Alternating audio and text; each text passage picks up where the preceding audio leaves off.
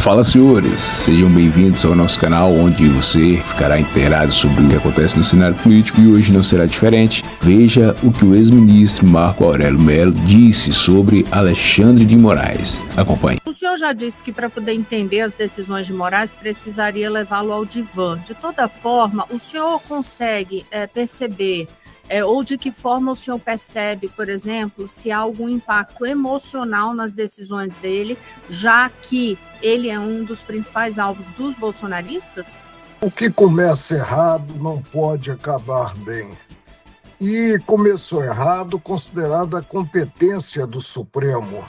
A competência do Supremo está na Constituição Federal e o preceito é exaustivo. O Supremo não é competente para julgar cidadão comum, para julgar originariamente ex-presidente da República, ex-deputado federal ou ex-senador. Basta que indaguemos o atual presidente, quando respondeu criminalmente, ele o fez aonde? Na 13ª Vara Criminal de Curitiba. A legislação não mudou. Por que o ex-presidente Bolsonaro está a responder no Supremo? Isso é inexplicável. E a história em si é impiedosa. Vai cobrar essa postura do Supremo, inclusive quanto àqueles que participaram das arruaças de 8 de janeiro, que são cidadãos comuns. Quando o Supremo decide, não cabe recurso a um órgão revisor. Então, o devido processo legal fica prejudicado. Não se avança culturalmente assim, maltratando a lei das leis, que é a Constituição Federal. Agora, o momento é de temperança, é de buscar-se a correção de rumos sem atropelo, principalmente sem partir-se como que para uma censura prévia. Isso é incompreensível em um Estado democrático de direito. O senhor vê, então, nessa decisão de Moraes, censura. Em quais pontos exatamente, ministro? Quando ele proíbe a participação em rede social, quando ele proíbe e aí passa a penar o cidadão, que o cidadão mantenha um diálogo com terceiros, e impõe, pior do que isso, impõe a um ex-presidente da República algo que é humilhante, que é o uso tornozeleira. Para quê? Qual é o receio dele fugir? Não pode haver esse receio. Em direito penal, o meio justifica o fim, jamais o fim ao meio, sob pena de termos aí a Babel, de termos um contexto que não se mostrará harmônico com a Constituição Federal. Inclusive, eu tenho lido o noticiário e ele não definiu bem o alcance dessa censura prévia. Censura considerada os ares democráticos da Constituição de 1988 é inimaginável. Qual é a medula do Estado? A liberdade de expressão. Agora, prejudicados, sim, podem entrar com ação visando responsabilizar quem direito penalmente e civilmente. Eu não vejo com bons olhos e fico muito triste porque o desgaste do Supremo, o desgaste institucional é enorme. Não sei, basta considerar que houve uma emenda regimental deslocando a competência do plenário para as turmas em processo crime. Estive 31 anos na bancada do Supremo e nunca julgamos em turma processo crime. Alguma coisa está errada. Eu espero que não se chegue a julgar processo crime individualmente, monocraticamente. Eu teria que colocá-lo em um divã e fazer uma análise, talvez mediante um ato maior, uma análise do que ele pensa, o que está por trás de tudo isso. O que eu digo é que essa atuação alargada do Supremo e uma atuação tão incisiva implica desgaste para a instituição. Eu vou fazer uma pergunta. Indagando a uma pessoa do povo, você gostaria de ser julgado hoje pelo Supremo? A resposta vai ser negativa. Eu, por exemplo, quando era integrante do Supremo, se me envolvesse em um sinistro, em um desastre de carro com vítima, eu responderia junto ao Supremo. Mas hoje, como ex-ministro do Supremo, o meu foro, o meu juiz natural é a primeira instância. E a primeira instância com possibilidade de, havendo uma decisão com a qual não concorde, recorrer a um órgão revisor. O devido processo legal fica prejudicado. Preso condenado, com sentença não mais sujeita à impugnação, ele cumpre a pena. É preciso observar que essas medidas alcançam a dignidade da própria pessoa. O uso de tornozeleira, a proibição de sair de casa, que é praticamente uma prisão domiciliar. Vamos observar a ordem natural, que é apurar para selar da culpa no processo crime, exercido o direito de defesa, chegasse à execução do pronunciamento judicial definitivo. E não há esse pronunciamento por enquanto.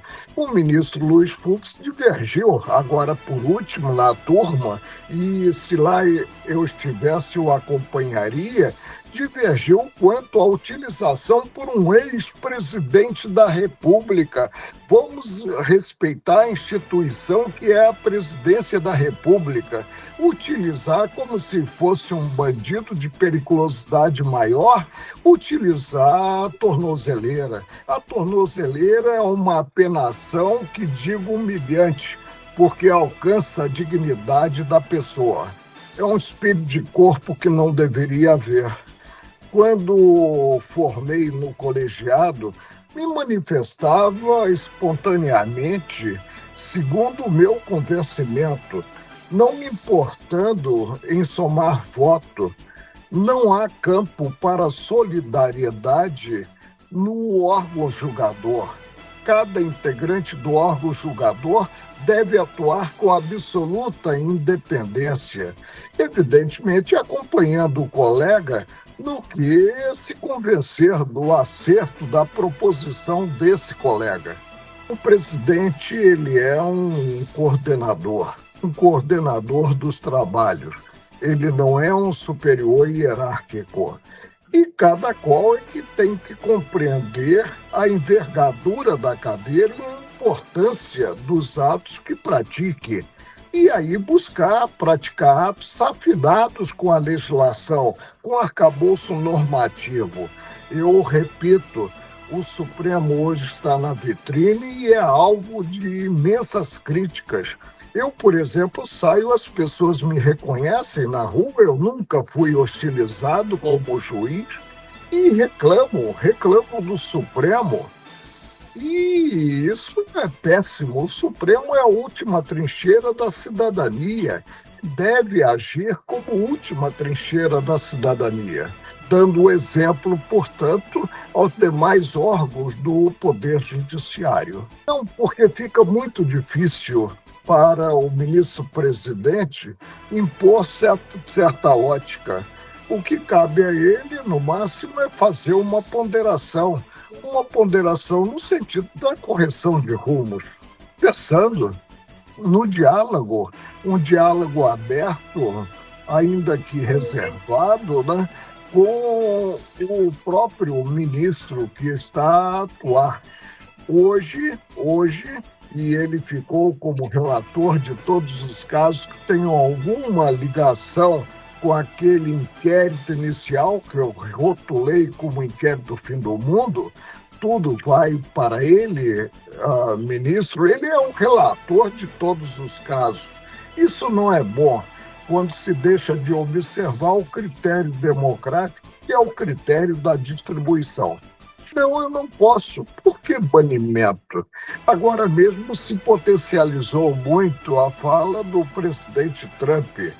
E o uma fala como governante que não visou proteger a família Bolsonaro. A família Bolsonaro não tem, junto à presidência dos Estados Unidos, esse prestígio todo a ponto de o próprio governo interferir ou tentar interferir numa atuação do país irmão.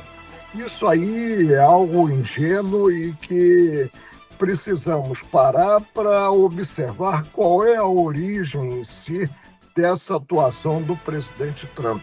Eu espero que essa postura não acabe intimidando a grande imprensa e gere aí um cerceio e gere consequências inimagináveis.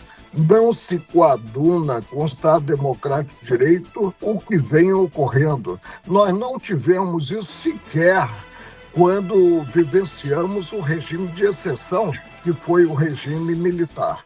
Eu vejo como uma extravagância que vem se verificando no âmbito da Corte Maior do país, que é o Supremo. E é preciso que volte a Corte a atuar como colegiado e, preferencialmente, no plenário, com as 11 cadeiras ocupadas, e que cada qual se pronuncie com absoluta independência. Isso é que se espera. Olha, Rosiane, eu não queria estar na pele do ministro Alexandre de Moraes. E não consegue sair, estar em um lugar público, a não ser com contingente de seguranças. Quando isso se verifica, algo está errado e incumpre aquele que é alvo da hostilização da sociedade observar os atos praticados e evoluir. Não é bom que venham ocorrendo. Eu, por exemplo, vejo com muita tristeza o que vem sendo praticado e vou repetir. Resulta no prejuízo da instituição e mais à frente a história cobrará esses atos praticados. Ele proibiu, por exemplo, diálogos, mordaça, censura prévia em pleno século que estamos vivendo. É incompreensível.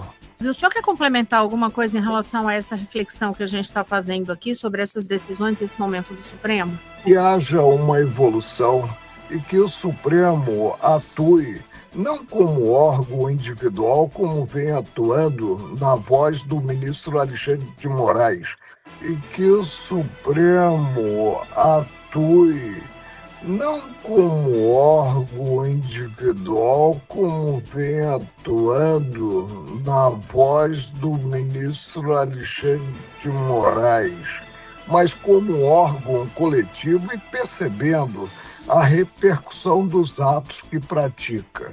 Aí nós avançaremos culturalmente.